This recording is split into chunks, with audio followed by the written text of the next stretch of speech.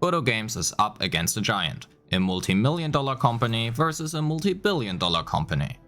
Wuthering Waves is looking absolutely fantastic right now, however it will inevitably be compared to Genshin Impact. And it has to. It is basically a clone of Genshin after all, just as Genshin is a clone of Breath of the Wild. Or call them inspired by, it doesn't matter. Do they play and feel different? Yeah, sure. But just as Genshin took great elements from Breath of the Wild and added their own twist to it, so did KuroGames. Wuthering Waves took what Genshin does right, left out what players don't like and added what players want instead. Less min-picking and more endgame with an intriguing and fun combat system. So let's talk about Wuthering Waves. Please keep in mind this type of video is naturally subjective, so whether you agree or disagree with my points or have your own takes, please let me and others know in the comments. Let's start off with the story, and while I will not be touching on the story too much, which is mostly because I didn't have any for a large portion of the story,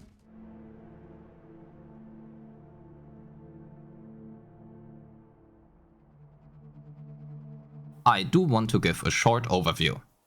For me personally, the story was mid.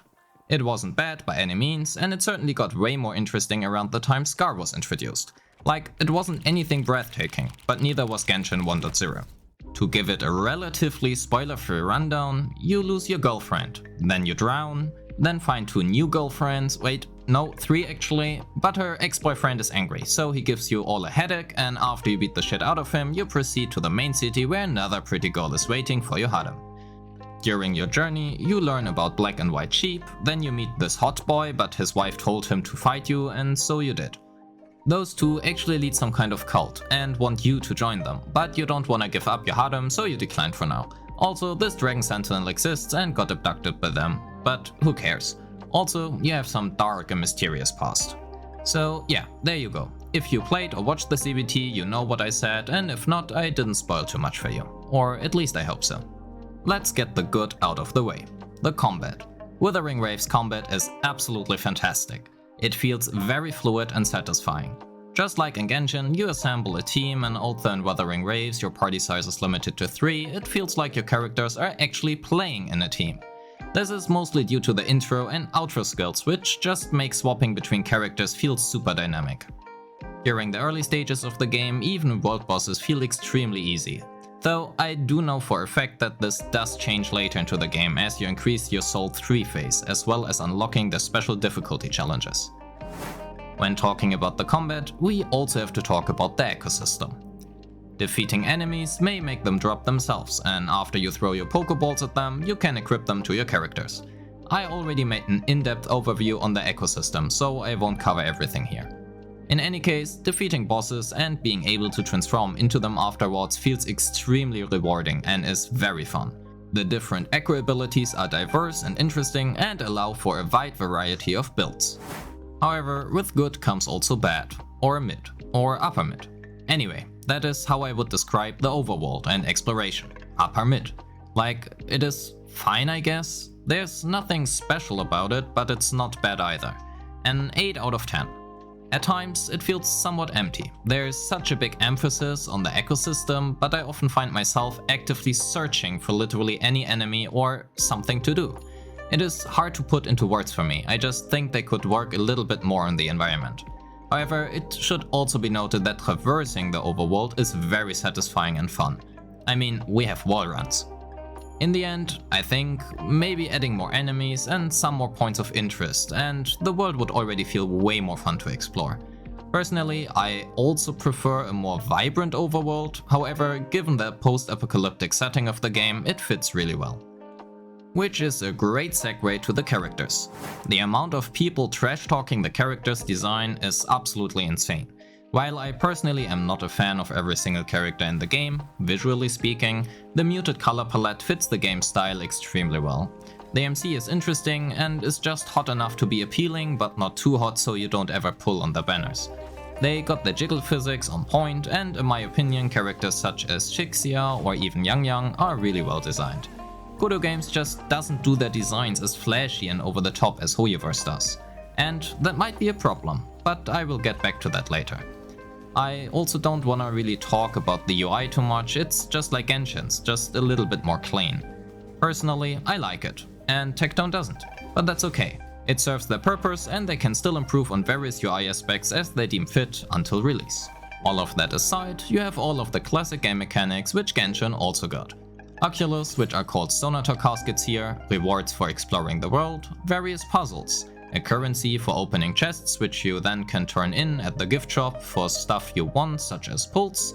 You can cook, we have weapon crafting, dailies, weeklies, a battle pass, a stamina system which gates you from progressing at your own pace, even the abyss is here, although they called that Tower of Fantasy, I mean adversity. Also, intimacy exists. I'm not sure about that wording, but I guess it is supposed to be friendship. And obviously the Gacha System. So let's talk about that.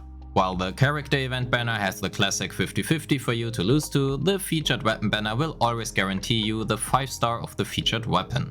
The standard character banner is actually a character banner, and you cannot get 5-star weapons from that one. Instead, Wuthering Waves also has a 5-star standard weapon banner in which you can actually target the weapon you want. The shop itself also allows you to purchase the waveband of every character, including the featured 5-star. However, this will cost you around 640 pulls to get to that point, and that is only if you lose every single 50-50 on the event banner. So this feels more like a whale toy than a big help for free-to-play players. But who knows. Before coming to the conclusion, let's also have a look at improvements. While this is still the CBT2, the release of the game will likely be relatively soon, and there certainly are a few things the game does not get right. Yet. Some of these might be more nitpicky than others, but here we go. Overall, I really like the animations of the characters, but if somebody is talking, have them move their mouth. I'm not sure if the mouth movement is bound to the voiceover, and this will hence automatically fix itself when the game releases, but this is probably my biggest gripe as of yet. Speaking of animations, don't tell me I can pet a dog if I don't have a petting animation. The achievements desperately need a claim all button, same for the guidebook and daily activity. Many cutscenes and also the finishing move animation need sound, like at all. While very cool visually, the missing sound makes it feel extremely awkward at times. Overall, I think Wuthering Waves is the real first competitor for Genshin Impact, and that is a good thing. KuroGames being able to create such a strong start, which does what Genshin does, but better, and removes all of the min-picking and adding endgame instead, and being able to compete with a multi-billion-dollar company, is great. However, that also comes with the downside. They have to compete with Genshin Impact while on a much lower budget. If the character designs are not as appealing to the wider audience, and the game already being more niche and less casual than Genshin, they have to keep the game running on less money, while constantly being compared to Genshin. And keeping a live service gacha game alive is really expensive. Of course, we can only speculate at this point, but let's hope for the best. In any case, Genshin will be the biggest hurdle for KuroGames to overcome, but I believe they can do it. Will it be the Genshin killer? Probably not. Genshin is still more casual and those people will not convert to Wuthering Waves. However, the hardcore player base and the people who already stopped playing Genshin anyway will certainly pick it up. And that is because it just feels like it is Genshin Impact. Thanks for watching and have a great day. Peace.